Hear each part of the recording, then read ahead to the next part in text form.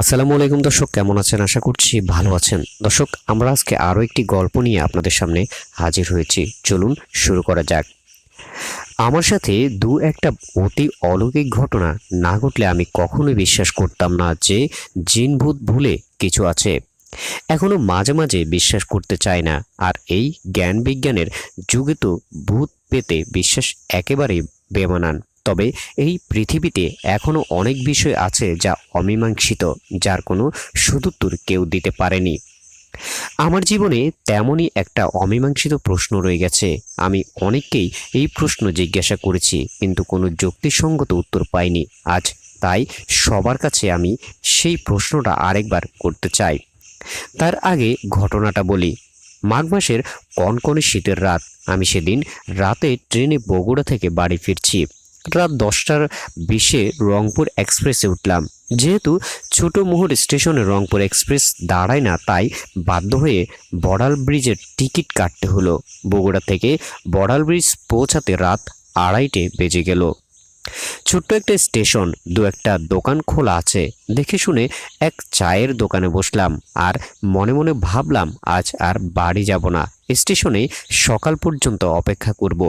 তাই আরাম করে পায়ের উপর পা তুলে বসে বসে চা সিগারেট খাচ্ছি। প্রায় আধা ঘন্টা হয়ে গেল এভাবে বসে থাকতে থাকতে। এদিকে প্রচণ্ড ঠান্ডা আর কুয়াশায় চারদিকে ঢেকে আসছে।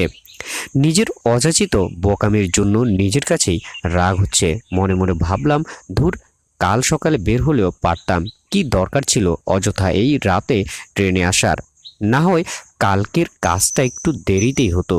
তবুও তো এই কনকনে শীতের রাতে খোলা আকাশের নিচে এভাবে বসে থাকতে হতো না।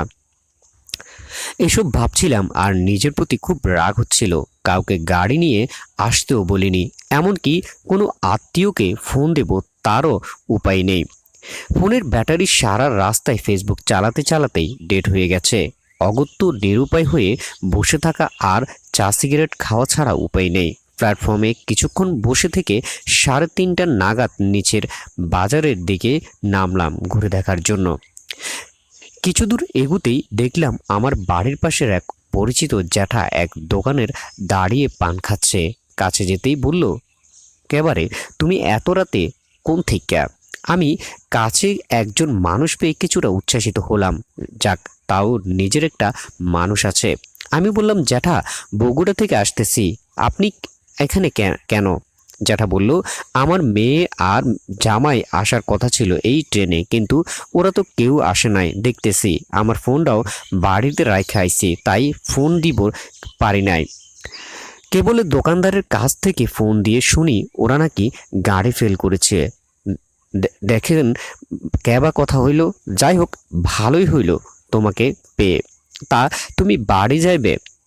আমি বললাম, "হ্যাঁ যাব, কিন্তু এত রাতে গাড়ি পাবো কিভাবে?" যেটা হাসি মুখে বলল, "দূর বেটা, আমি একটা সিএনজি নিয়ে এসেছি, চলো যাই।" আমি মোটামুটি আনন্দে আত্মহারা। যাক বাবা, বাঁচা গেল।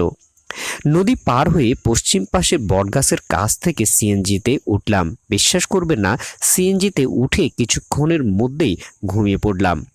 এক ঘুম দেওয়ার পর কারো ডাকে ঘুম ভেঙে গেল। দেখি আমার ওই জ্যাঠা আমাকে বলল, "বেটা, তোমারে বাড়ি পৌঁছে গেছে, নামবা? না হয় আজ আমারে বাড়িতে আমাদের বাড়িতে চলো।" আমি চোখ খুলে দেখলাম আমার বাড়ির সামনের রাস্তায় সিএনজি দাঁড়িয়ে আছে। আমি জ্যাঠাকে বললাম, "না জ্যাঠা, আমি বাড়ি চলে যাচ্ছি, তখন আর যাব না, অন্যদিন যাব।" জ্যাঠা বলল, "আচ্ছা ঠিক আছে, ভালো থেকো।" এই কথা বলেই জ্যাঠা চলে গেল। আমি হাঁ বলে বাড়িতে উঠতে শুরু করলাম। ততক্ষণে সিএনজি মুখ ঘুরিয়ে বড় রাস্তার দিকে চলা শুরু করেছে।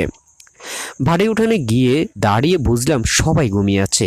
আমি আম্মার ঘরের সামনে গিয়ে দাঁড়িয়ে আস্তে আস্তে আম্মাকে ডাকলাম। আম্মা ঘুম থেকে উঠে এত রাত্রে আমাকে দেখে তো অবাক। তারপর নানা প্রশ্ন, কিভাবে আসলাম, কই থেকে আসলাম, কার সাথে আসলাম ইত্যাদি। আমি ঘরে যেয়ে মাকে সব খুলে বললাম। হঠাৎ করে ঘরের দেয়াল ঘড়িটা বেজে উঠল। 4টার ঘন্টা শুনে আমি হকচকিয়ে ঘড়ির দিকে তাকালাম। কেবল 4টা বাজলো। আমি দেয়াল ঘড়িতে ভুল আছে ভেবে হাত ঘড়ির দিকে তাকালাম। 4টা এখনো বাজেনি, কয়েক সেকেন্ড এখনো বাকি আছে। আমি আরও অবাক হয়ে গেলাম, এটা কিভাবে সম্ভব? বর্ডার ব্রিজ থেকে চাটমোহরে আসতেই যেখানে ৪৫ মিনিটের উপরের সময় লাগে, সেখানে আরও ৭-৮ কিলো বেশি রাস্তা মাত্র ১৫ মিনিটে কিভাবে আসলাম। তারপর মা যখন সব কিছু শুনে বুকে ধোয়া পড়ে ফুঁ দিয়ে বললেন, আল্লাহর মাল আল্লাহই হেফাজত করেন, তখন একটু অবাক হয়েছিলাম বটে, কিন্তু যখন শুনলাম আমি যে জ্যাঠার সাথে এতটা পথ এসেছি তিনি গত ৫ দিন আগে মারা গেছেন, তখন স্তব্ধ হয়ে গেলাম। কিন্তু কিভাবে আমি এত অল্প সময়ে এতটা পথ এলাম, আর একজন মৃত মানুষ আমাকে কেন সাহায্য করলেন, তা আজও আমার কাছে অমীমাংসিত জিজ্ঞাসা। এই ওর সদুত্তর জানলে অবশ্যই জানাবেন, কৃতজ্ঞ থাকব। দর্শক, এই ছিল আমাদের আজকের গল্প। যদি ভালো লাগে আমাদের পেজটি ফলো করবেন, চ্যানেলটি সাবস্ক্রাইব করে সাথে থাকবেন। আল্লাহ হাফেজ, আসসালামু আলাইকুম।